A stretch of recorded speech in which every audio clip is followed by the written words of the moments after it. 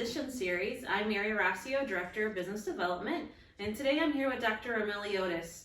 Dr. Emiliotis, welcome. Thank you for joining us today. Welcome. Thank you. Glad to be here. Can you tell us a little bit about your role, not only here at Joliet area, but outside of Joliet Area Community Hospice as well? Yes, I'm an Associate Medical Director here at Joliet Area Community Hospice for the past 6 years.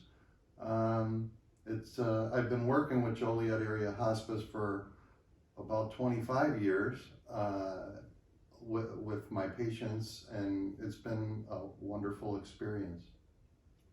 And then what's your role outside of here between nursing homes and your office?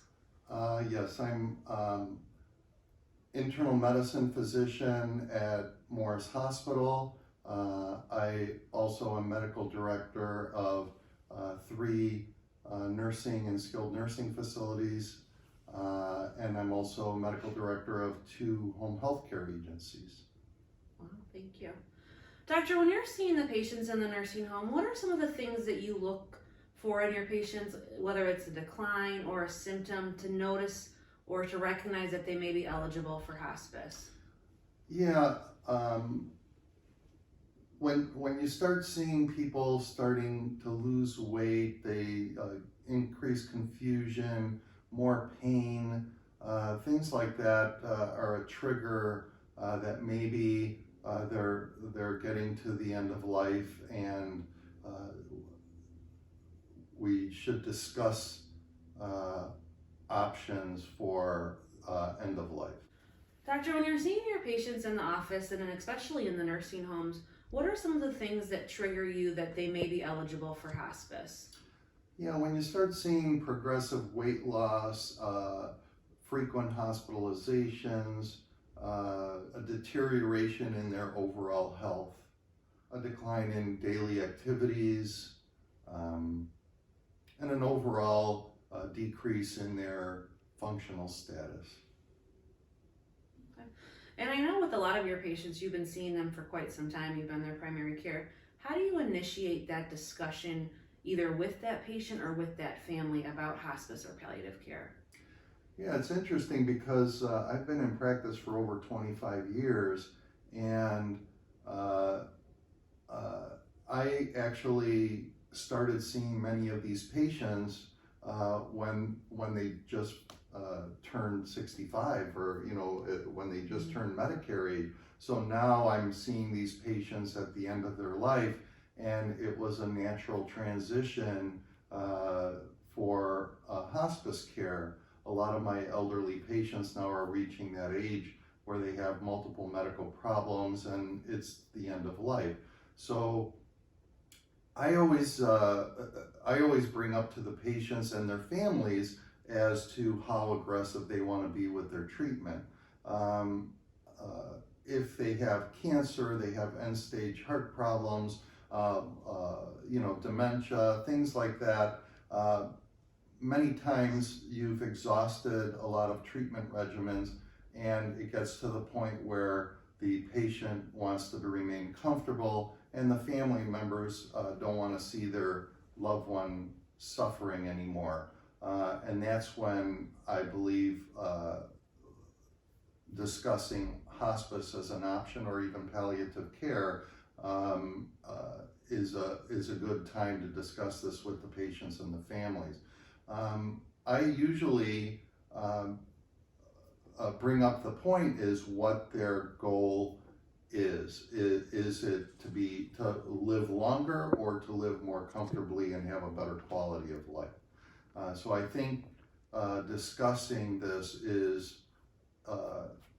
is critical prior to them developing serious problems when they won't be able to discuss those options. Yeah, I agree. I think it's always easier to have that conversation before the turmoil, or before you're in that moment where you're forced to make a decision. Exactly. So having the open conversations tends to have a better outcome, in the sense of knowing what your loved one wants, or knowing what you want for yourself. Yeah, and usually if you don't discuss it, it will never come up. If you discuss it, a lot of people think and say, hey, you know what, this isn't what I would want. I really just want to be comfortable, and many people are comfortable with that decision. It's just that a lot of times they don't know that that's an option. They feel like they they have to keep getting treated for things even when they know that it's the end of life. So if you initiate that with the patients, a lot of times you'll find that they also believe that they just want to be comfortable. One of the very first questions that our admission staff asks a family or a patient is, what's important to you? So is it important to stay at home, to die at home, to avoid going to the hospital, just to be comfortable, to take the pain away?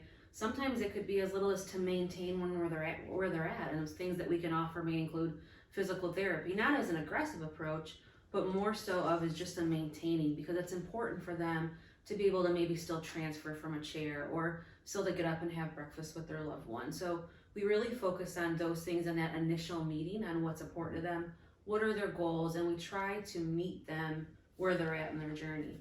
Yeah, I agree 100% with that. And I think the other thing that Joliet Area Community Hospice offers is we have a whole array of treatment and therapy that we can help the patient.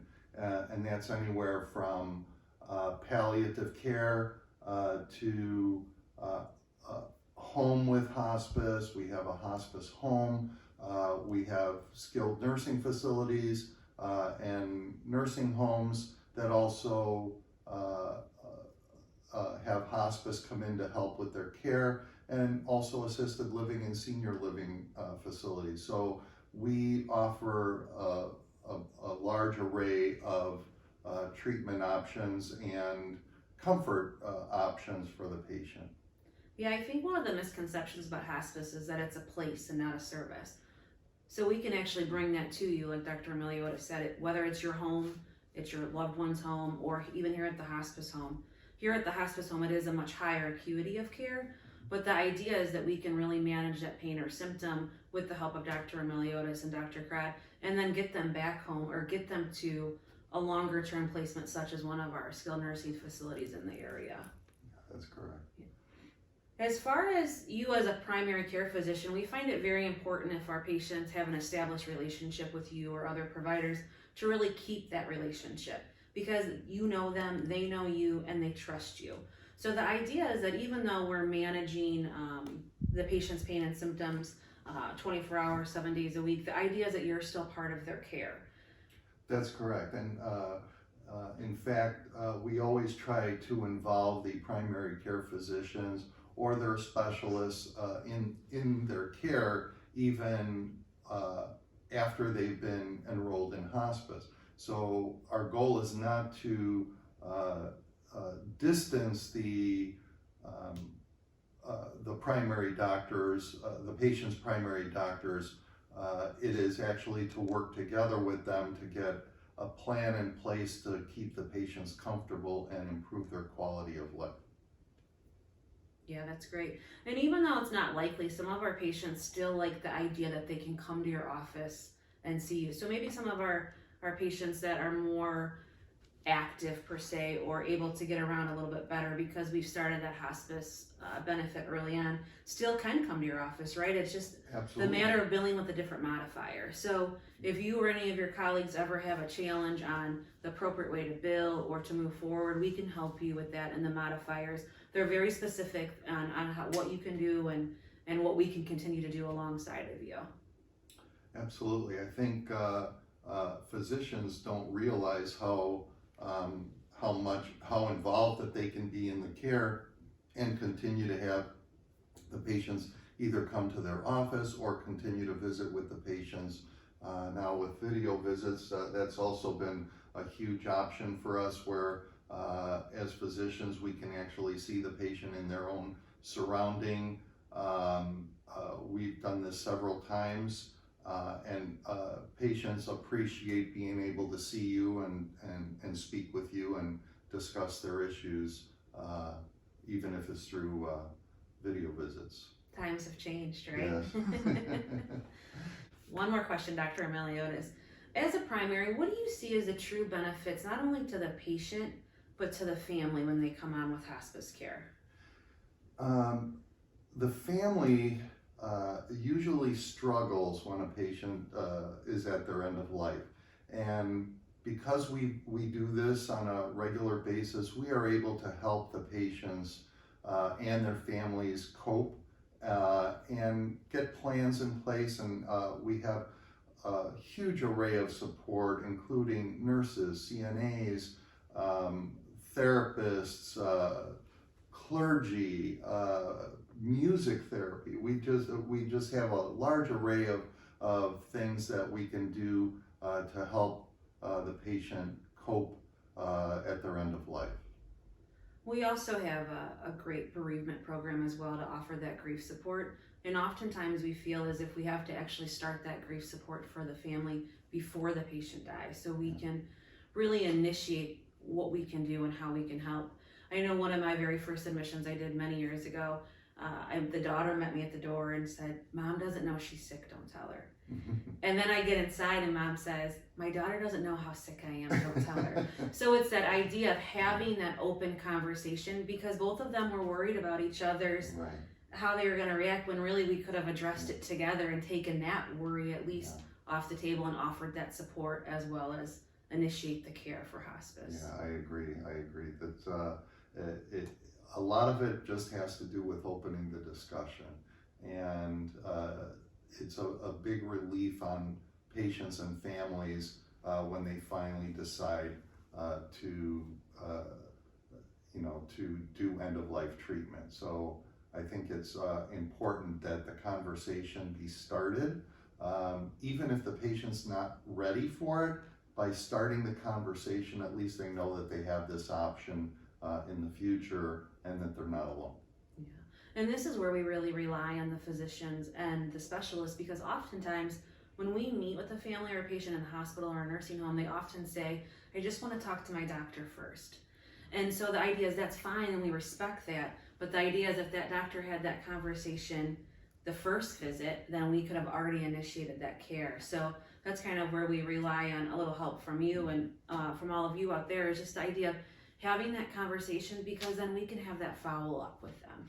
Yeah, and if ever a physician or provider needs any assistance, the doctors and our nurse practitioners here are always available to discuss things with them and make sure that we have a plan in place for each specific patient. So we don't just have like canned things that we do. We actually provide the care specifically for each patient and get a plan in place. Yeah, and everything is individualized based on that patient and what their needs are. Correct. Well, thank you so much for joining us, Doctor. It is a pleasure and an honor to have you as part of the Joliet Area Community Hospice team. Thank you. Stay safe, everybody.